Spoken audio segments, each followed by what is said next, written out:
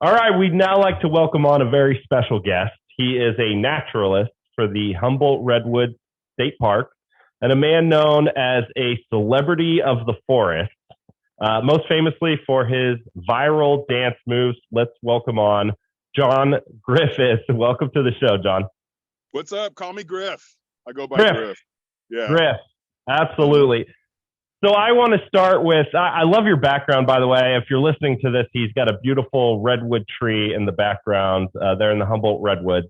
I love what you've done with your live videos this year during the pandemic, you guys started doing these live videos. And how did you come up with that idea in this series? And what's the response been like?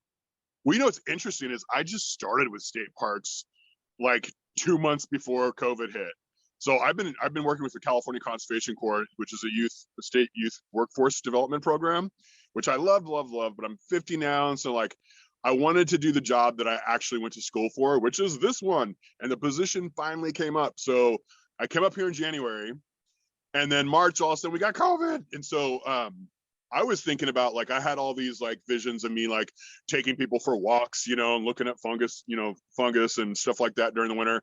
And then my boss was like, we got to figure out something else to do. And so my boss, Martin Robbins, super cool, creative dude. And he was like, we still want to reach as many people as possible. And we did virtual programs with classrooms anyways during the winter, with kids all around the world. And he was like, well, we're going to do this for everybody. We're going to do Facebook Lives once a week. That's how it first started. We were doing them once a week. So I was like, all right, let's do it. And I had some experience doing videos, so it was kind of cool because I got to start a new job and then instantly be in an arena that I had some experience and was actually good at. So we did that, and it's reached so many people. It's blown our minds. We did not expect it to be this successful and helpful. Well, yeah, you mentioned that. I mean, you have a lot of great experience with this stuff, and I think you're just a natural host. But also you kind of get to work with this great background of the Humboldt Redwoods, which are gorgeous, and there's so much to explore there. I'm curious what life has been like during the pandemic in the Redwoods. I know you guys closed down for a while, and hence those videos, and now you're starting to open back up. What was life like in a state park during the pandemic? I want to be really careful with this because I don't want to rub it in anybody's face any worse than it sounds.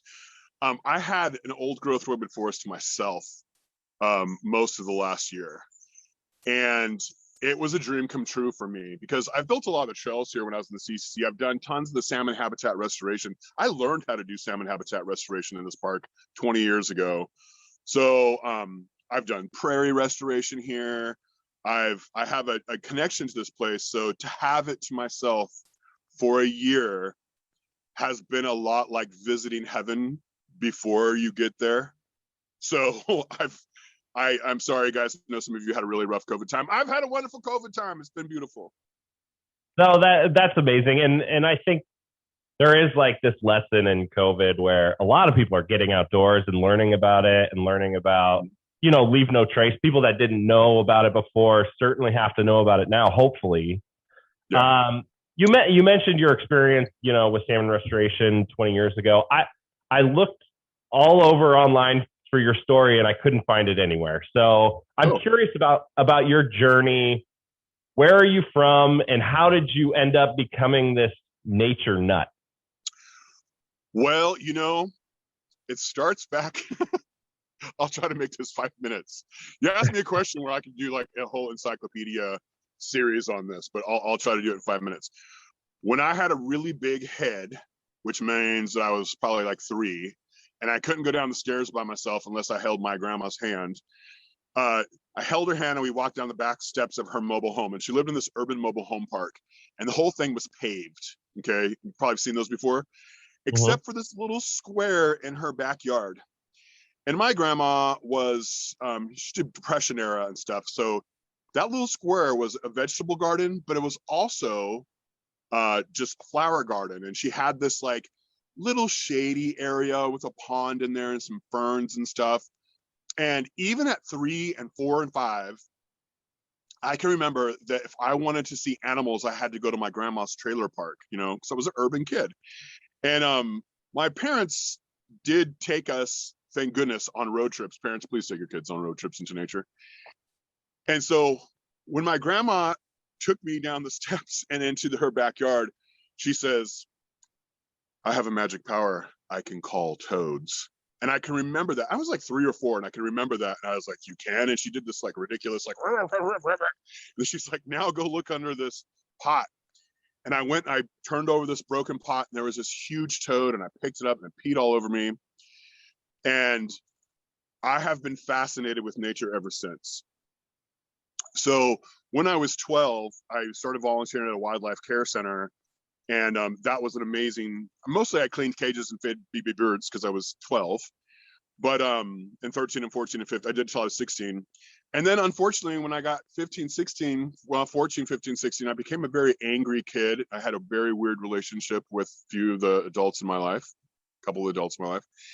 And my little primitive brain way of dealing with that was to be extremely rebellious. And so I ended up running away from home and dropping out of school and getting involved in drugs and alcohol super heavily at a very young age, and worried my family to death. And one day someone said, you know, I don't think you're supposed to be a meth head. I think you're supposed to be a ranger out there in nature, because you always talk about nature. You should join the California Conservation Corps. So I did. And I got in there, and they looked at me, and they're like, you need to go to NA. And so they sent me to NA, and I got off meth and in 89, 90.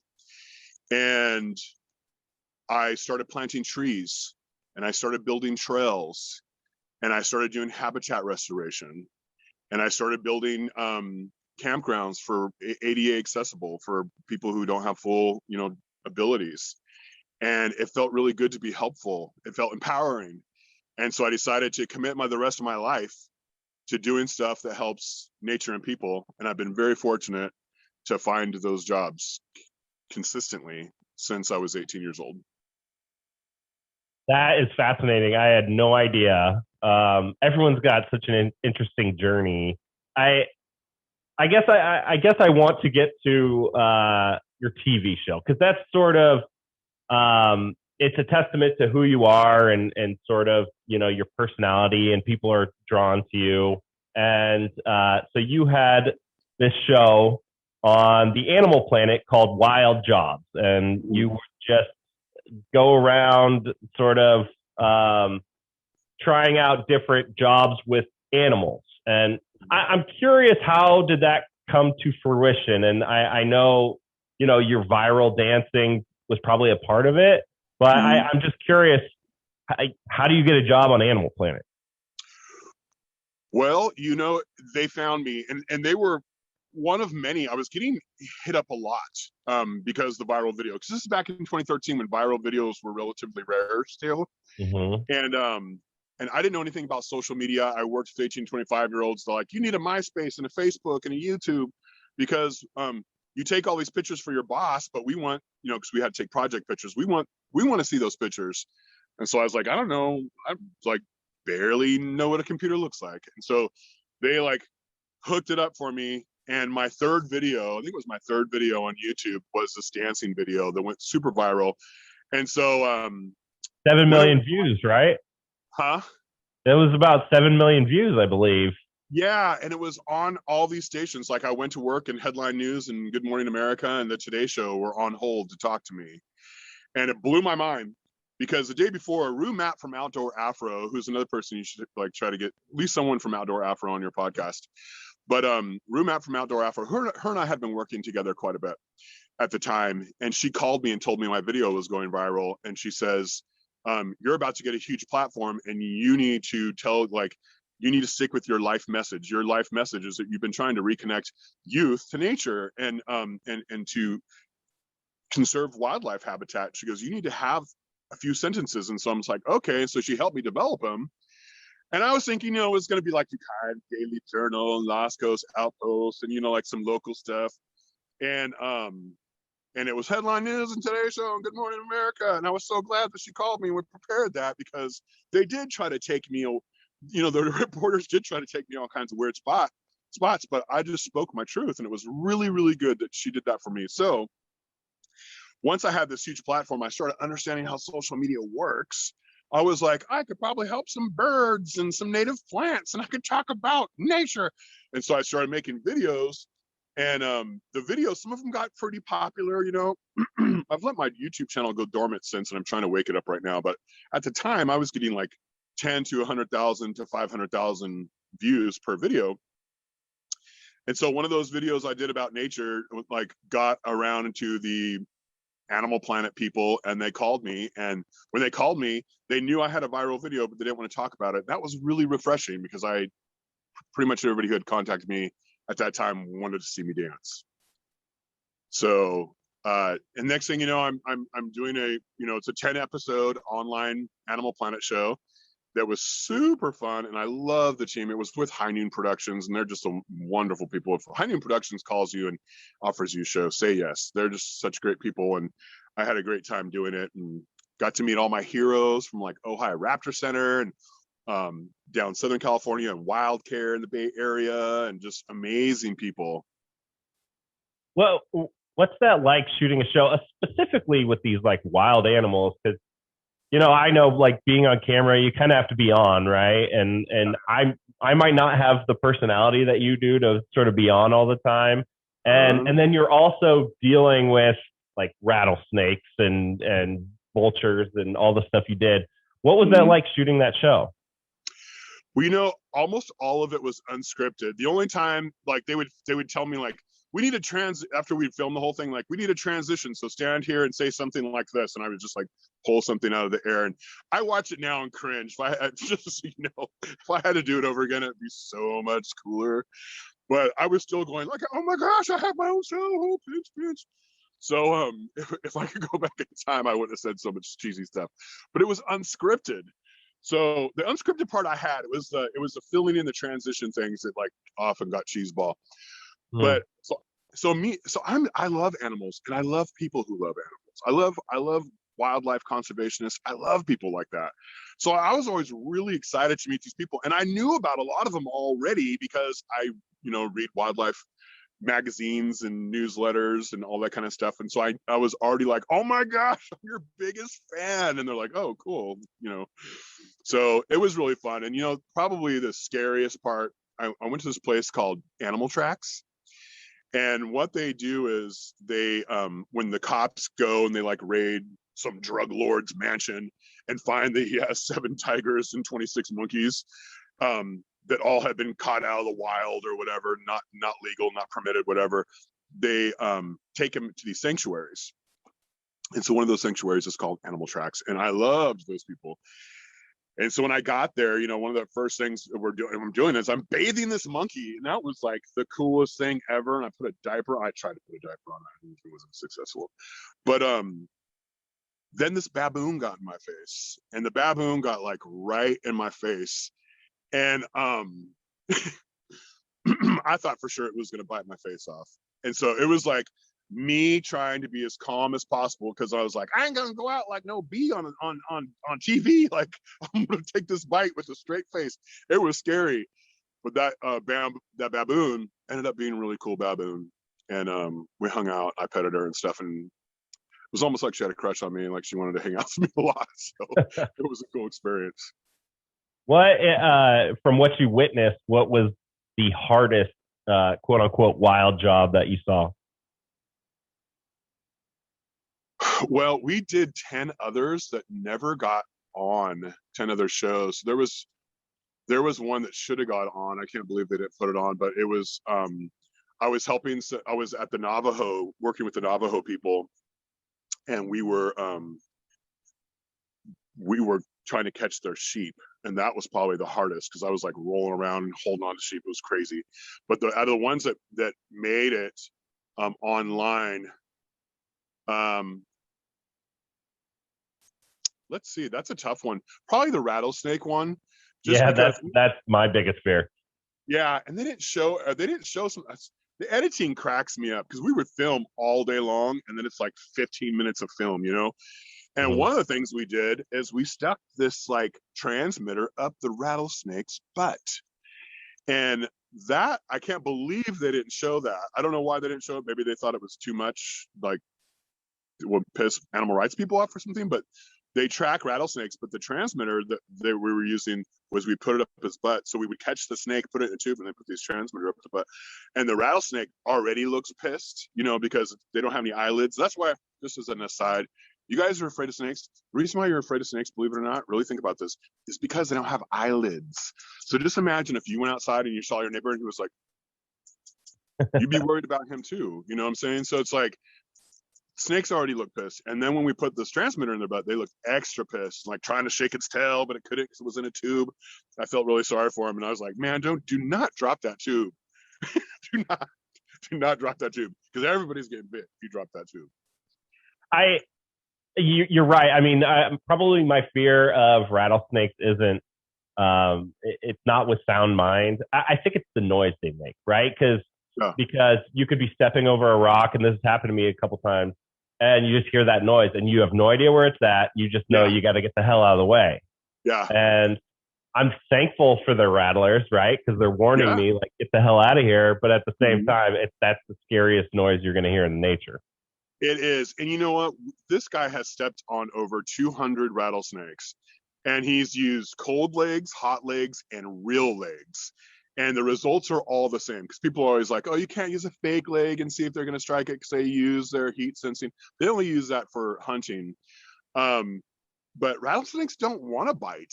Losing your venom is a very expensive process. And if you bite someone and you lose a bunch of your venom, you might not get enough back to feed yourself. So rattlesnakes hardly ever bite. I think it's like out of like 300, 3 snakes actually struck, the ones that he stepped on. So we probably walk across and by and come within inches of rattlesnakes all the time and don't know it, because being cryptic, being camouflaged is their first line of defense. And then they rattle. And I want to just clear up another wives' tale, because I love to clear up wives' tales. No, rattlesnakes are not evolving to lose their rattle. That would take thousands of years. And rattlesnake killers, like profound rattlesnake killers, have only been in this country for like 150 years. So they're not evolving to be rattleless. Rattlesnakes don't rattle most of the time. Okay. So it goes cryptic, hide, and then rattle, and then strike. I've always been curious of this, and I just thought of this. You're probably the best person to ask. If I get bit by a rattlesnake, and as you said, it's really rare to happen in the wild, what do I do? How long do I have? Like, what's the process? I am not the expert on that, because it's been a long time since I thought about this, but I'll tell you right now that, like, you need to call 911 as soon as possible. Sure. Because you cannot depend on it being a false strike. Like, I've heard people doing that, like, oh, it was probably a false strike, I thought, and then an hour later it swelled up and got crazy. So it's like, I think that, like, if you're out hiking and you have no choice but to walk back, start walking. If you don't have reception or something, like if no one's going to find you, like, you're going to have to get yourself out of there. And like, you can try to, if it's on your leg, you can try to like tie down there to like temporarily stave off the venom from going through your body. But I don't know how well that works. It's mostly about getting communication, getting to where you can get some anti-venom, because, people don't often die of rattlesnake bites. And dogs rarely do. Dogs don't react to the venom the way that we do. So when your dog gets bit, it's not quite as alarming as when we get bit. But some people do react really bad from the venom. And so it's something it has to be dealt with. Party's over at that point. Hiking trip is over. Don't even put the tent away. Leave that for someone else. Someone else got the free tent. You just need to go. You need to make sure that if you're not in cell range, you get someplace where you have cell range. I was in Bidwell Park in Chico with my dog, and she was running off. She was really good off leash, and she comes back with this giant, thing on her neck, and we freaked out and we took her back to the vet. Turns out she got bit by a snake, and knowing her, she started the fight. But but you're right. That's exactly what the vet said. They said, well, dogs aren't. It's not as dangerous for dogs, and I never really understood why, but. Speaking of wildlife, more close to your home there was some news recently that condors are coming back. And I'm not sure if you read about that. I was wondering what your reaction to that is. I'm super excited about it, and I'm really grateful that the Yurok tribe is taking a leading role on this, because it's interesting. Like, I'm science trained, so I love the idea of having like apex predators and scavengers and like the pieces that make an ecosystem function. I love seeing them returned. It's called rewilding or restoration. I love that. But just having a scientific relationship with nature is only part of it. A lot of people have spiritual relationships, or just like a relationship that's not spiritual, but they love to be. And I think that any type of relationship is really good. And one of the things that when the colonists came over here, they never tried to understand the relationship that indigenous people had with the land. And the Yurok people were one of the last contacted, and they still have a lot of their traditions in place. And I work with Yurok tribal members. Some of my coworkers in state parks are Yurok descendants, and they tell their own stories and teach me stuff all the time.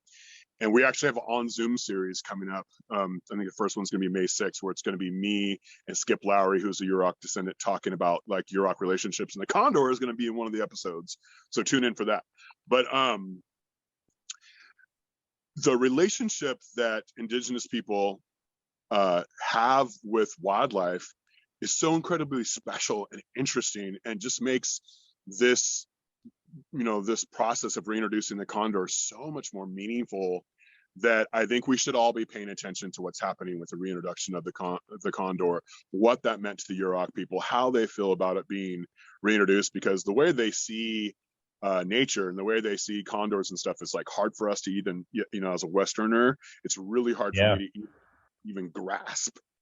And so I like seeing, like, I like to hear Skip talk about it, and I like to see that, like, this, it's like a family member to them, and it's coming back. It's like nothing short of spectacular, wonderful.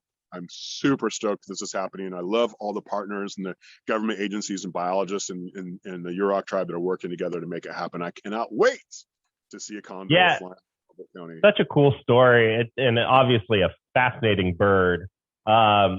Speaking of the Yurok, I mean, they've been in the news a ton lately, and they've been doing some great stuff.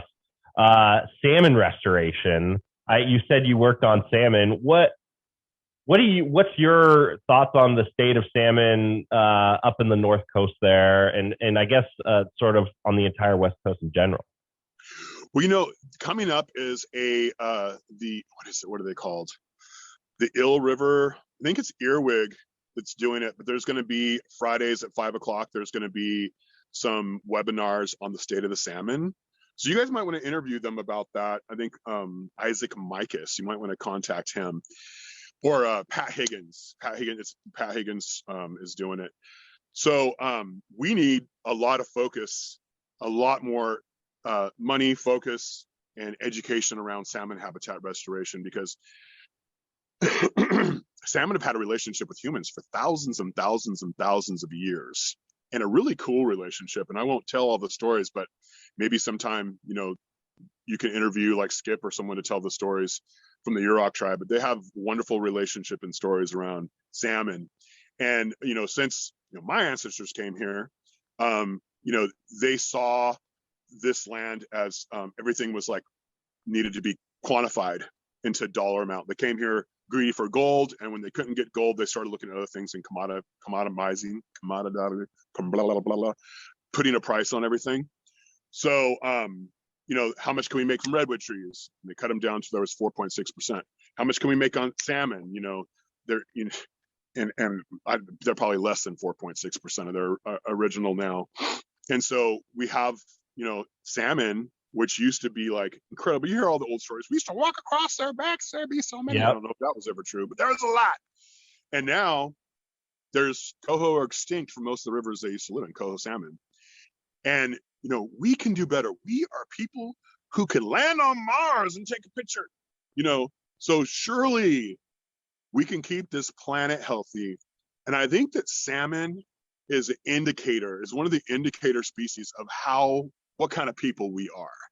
So right now we suck, you know, as managers, as people having a relationship with nature, as nature itself, because humans kind of are nature observing itself.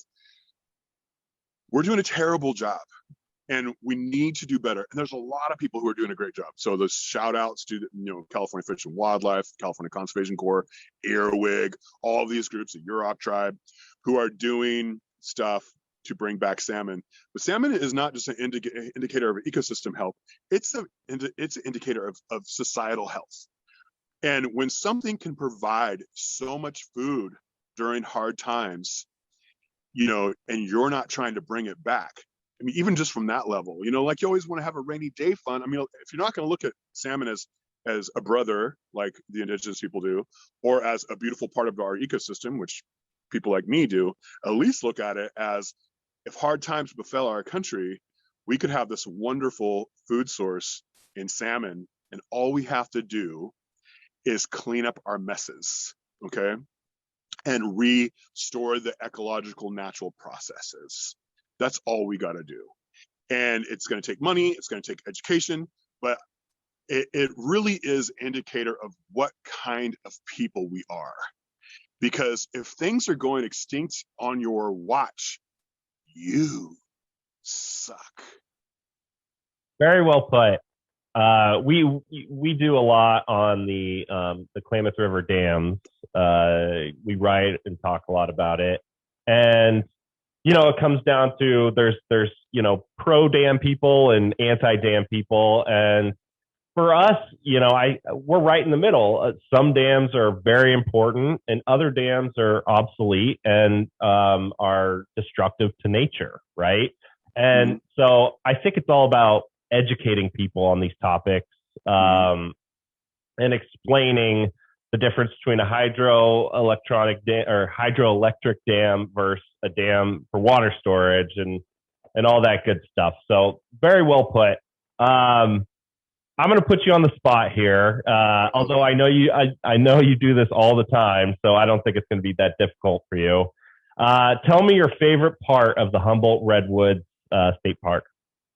Okay, I thought you were going to ask me to dance. I'm like, no, he's not going to ask me to dance. You gave us a little preview earlier. That's enough for me. Okay. What's my favorite part of the park? Yeah.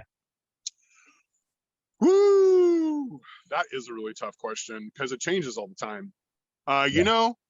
This is I hope this doesn't disappoint anybody, but of course I love the redwoods. Of course I love old growth redwoods. But what I like are ecotones. I like where, ecosystems kind of melt into each other. And in Humboldt Redwood State Park, we have some incredible prairies. And some of them are encircled by very large redwood trees. Some of them are encircled by Doug firs. Some of them have great big oaks in them. But I love prairies. It's such a biodiverse place. Prairies are, and the edges of prairies. So we have a bunch of prairies in the park, and we're trying to restore them because the Sinkyone people who lived here for thousands of years and still do, they used to do frequent burns. And then when the colonizers came here, they stopped the Native American burning. And so a lot of those prairies started to close up because Doug firs will take over.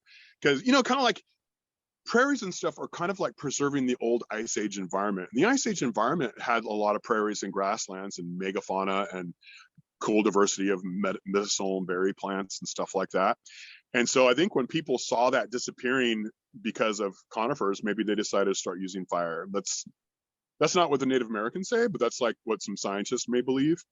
So they burnt to keep these prairies open because they recognize the biodiversity. And my coworker Skip has a wonderful story about why Yurok's burned that is definitely worth listening to if you guys want to interview him sometime. So I like prairies. I like fire. I like that we're reintroducing the fire to some of our prairies. And I wish we had more funding to take out the Doug firs before they shade out the oak trees, because we're losing oak woodlands, and oak woodlands in this park are also beautiful. We're losing them to being shaded out by the Doug firs because of the lack of fire. So it'd be nice if we could get in there and do more removal of the Doug fir trees. And I actually did that here in this park with the California Conservation Corps over the last many, many years. So I think beginning in 2001, and then the last project I did here was probably doing prairie restoration was probably 2014, 15. So prairies. Long story short, I like the prairies. I'm really glad you mentioned the fire, because that area's seen some fire, and of course, Big Basin, Redwoods had their big fire last summer. What happens when this area gets hit by fire? What can we expect to see from like a redwood forest after a fire goes through it over the next 5 years or so? We know redwood forests are so uniquely adapted to fire. It's amazing. They've been on the planet for a long time. And, when sometimes the older you get and you go through a bunch of problems, you get pretty resilient at dealing with problems. And if you are a resilient old person, you're pretty powerful and wise. And I kind of look at redwoods that way, through that kind of like anthropomorphic lens. They've been through a lot of stuff and they're resilient. They survived. And that includes tons and tons of fires. And now, most recently, in the last couple hundred years, the fires the coast redwoods have survived have been human set. There's not a lot of lightning strikes here compared to the Sierras. So the fires we have here and the fire scars we have and the fire return interval that we have is because of humans. So it's important to point that out, because a lot of what you see, a lot of the fire scars you see here, and a lot of those open goosepin trees, the reason why we have those is because of frequent fires. Those open goosepin trees don't happen with one fire. They happen with several fires, and those fires were set by the Sinkyone people. So what happens here is redwoods have really thick bark, and there's no sap in it, very little sap in it. So the bark isn't flammable. So when other trees like Doug firs are like, and getting burnt up, the redwoods are just like, I'm cool, it's chill, it's nice and warm. And they don't burn. Only the little tiny ones, redwoods burn, and maybe, and some dead trees burn. But most redwoods, mature redwoods, can survive a really hot fire, okay? So what happens is a lot of the undergrowth burns, and then the sticks on the ground burn and things like that, clears it out. And then a lot of California plants are, they're pyrophilic. They like fire. They're fire followers, or they don't even like knobcone pines and some other planting. Lodgepole pines has two types of cones, but the knobcone pine has one type of cone that only opens if the wax gets burned off. So like the land wants fire, and the redwoods want fire. And so we've been excluding fire, and that's a lot of the reasons why we're now having these catastrophic fires. If we would have listened to and treated with respect and had a whole different way of dealing and meeting the indigenous people, we wouldn't be having town destroying fires today, because we would have never excluded fire. Fire is good for the redwood forest. Fire is great for our prairies. Fire is good for most of California, frequent fires. Northern California is suffering from a lack of fires. Southern California is a different story because it's chaparral and blah, blah, blah, and I don't want to speak to that. But Northern California is suffering from a lack of fires, and the redwood ecosystem welcomes and prospers from frequent fires. Yeah, and we might see some more coming up with the drought this year. Well, I feel like I have so many things I want to ask you, but I think we're going to have you back on again, and we'll just continue this conversation. I do have to ask you, because I'm super curious. You have your state park hat on right now, but you usually wear this Indiana Jones style hat. How did you? There you are. How did you get into that hat game? Because I love it, and it's sort of become your calling card. Yes. Yeah, I'm at work right now, and so I need to make a plug. Since I'm at work, I told my boss I'd make a plug. So I have to do this right now, and then we'll talk about my hat. Centennial anniversary. This is Humboldt Redwood State Park's centennial anniversary, and the last Saturday every month we interview people. And so I interviewed the director, or we interviewed the director of state parks. We interviewed the president, CEO of, say, the Redwood League. I interviewed the Wassermans who wrote Who Saved the Redwoods, which is about the women who saved the Redwoods, which we could do a whole podcast on by itself. Oh yeah. Super interesting story. And so it's our centennial anniversary. We would love to see people come to the park this year, celebrate this amazing, unique, old growth island of forest that has no comparison in the world. This place has more biomass, organic material per acre than anywhere on the planet, more than the Amazon rainforest. Okay. And people protected this so you could come out and enjoy it. And it's the 100th anniversary of that protection. So there's my plug. So what did you want to say? So it was founded in 1921 then? 1921. This is our 100-year anniversary. Yeah. Yeah, I could do math. I shocked myself there. Right no, that's great. So you guys are just doing are these in-person events or are they virtual?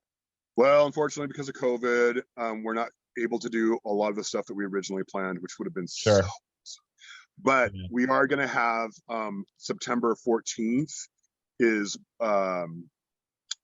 Biodiversity Day, and so we are going to have hopefully that will be far enough along for COVID vaccines that we're going to have like a bio blitz in the park where you take an iNaturalist app and you come out of the park and you discover things and it's so much fun. And then we'll have like a little talk around that.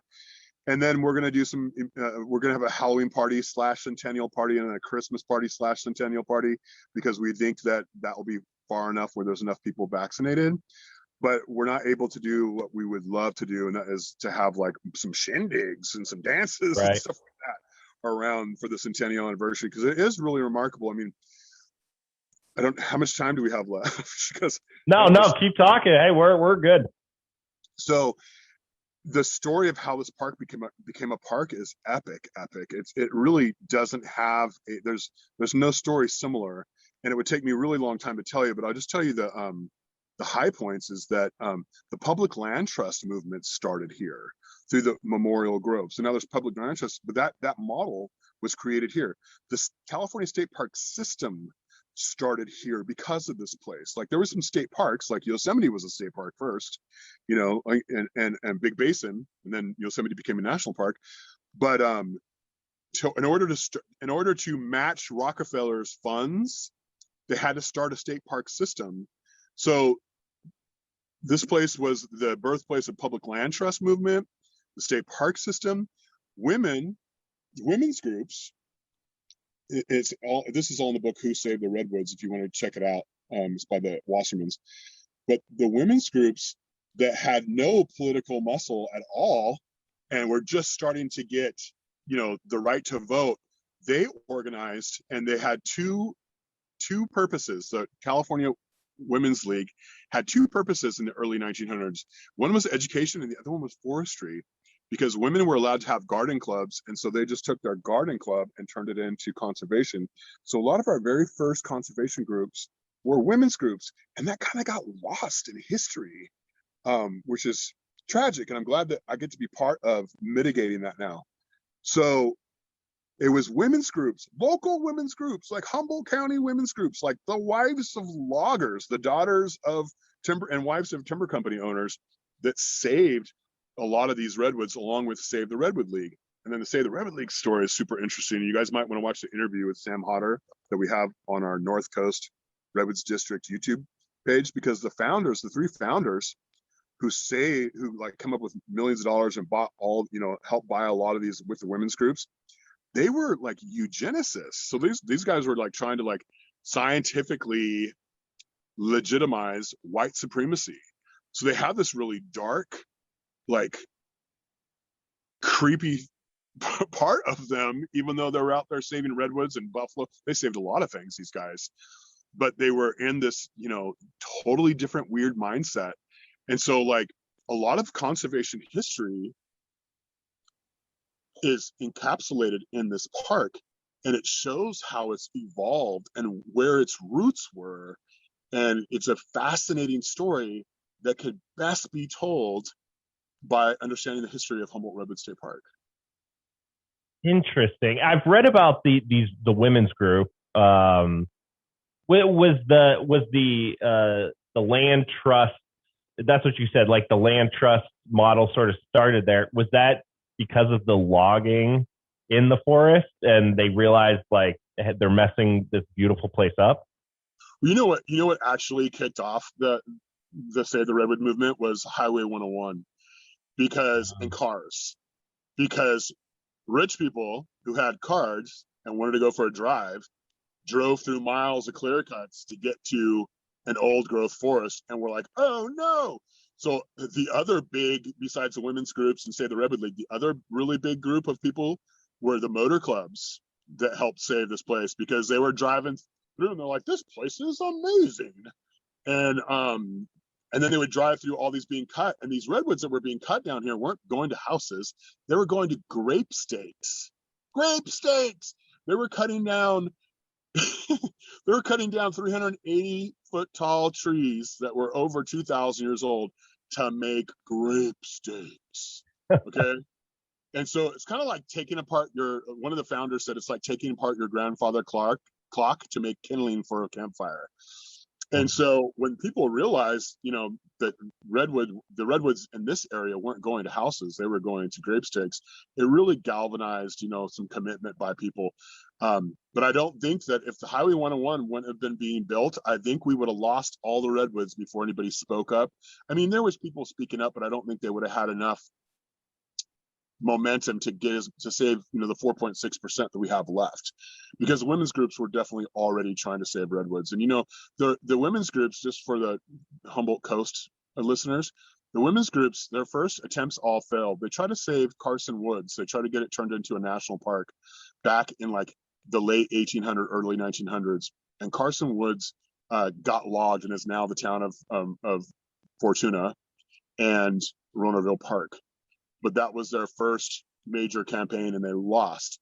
So when the Save the Redwood League came and the Motor Club came and joined forces with them, these women were unapologetic, and they were very, very determined. In fact, one of them, Laura Mahan, I don't have any tattoos, but if I was to get a tattoo, it'd be of Laura Mann. She was badass, okay? And she was the first person to do civil disobedience to save, first non-Indigenous person to do civil disobedience to save nature. And she did that by going out to an area that her group was trying to buy, and PL was like, well, we'll just cut a railroad through this. And she was like, no. And she jumped on a stump, and she's wearing those long black dresses that women wore in the 20s, and she's 56 years old, and she's all in that big dress, and she's like, you will not. And she stood on that stump and stood in front of the trees falling until her husband can go up to Eureka and get a judge to issue an injunction. So forest activism by Americans was started in Humboldt County. Surprise, surprise. Wow, that's fascinating. Mm-hmm. Well, you are a gem, Griff. You are a gem inside of a gem, inside of a great forest. You got to tell. So yes. Is the hat is that Indiana Jones? What inspired your hat? I've always wore brown hats since I was 18 years old, since I joined the CCC, when I left that old life behind and all that unhealthiness. So when I lived in the city, I kind of looked like a hip hop kid, because even back before like hip hop was mainstream, white kids were doing, I was like the only white kid. So I looked like white LL Cool J up until I was 18 years old. And then when I got into Ukiah and stuff and started getting into nature and stuff, I kept getting burnt. So I got this big brown leather hat, and I started hanging out with some of the Redwood Summer Earth Firsters, and their like style kind of melted onto me. And pretty soon I'm wearing ponchos and beads and big hats, and the big hats never left. They have morphed throughout my life. And so this is just like a more professional looking version of the big brown leather hat that I was sporting when I was 18. That's funny. You dress sort of like a hip hop kid, because you dance like one too. That's why I was a break dancer in the 80s. I was white boy fresh. I was like the only white break dancer for a long time. I loved it. That's amazing. And like I said, you're bringing this cool viral look, and you're bringing it to conservation. And I think it's so cool what you do. Where can people see your videos? It's the Humboldt Redwood State Park on Facebook, right? So I do videos for Humboldt Redwood State Park Facebook page, and sometimes the Instagram page too. But I'm old. I have a hard time with Instagram. And then I have at Griff Wild on Facebook. So John Griff Griffith on Facebook. Not my personal, I don't post very much on my personal page, but my at Griff Wild Facebook page, I post a lot. And then if you just put in John Griffith into YouTube, I have a YouTube channel. I just started resurrecting it. I didn't post anything for months and months and months, and now I'm posting regularly on it.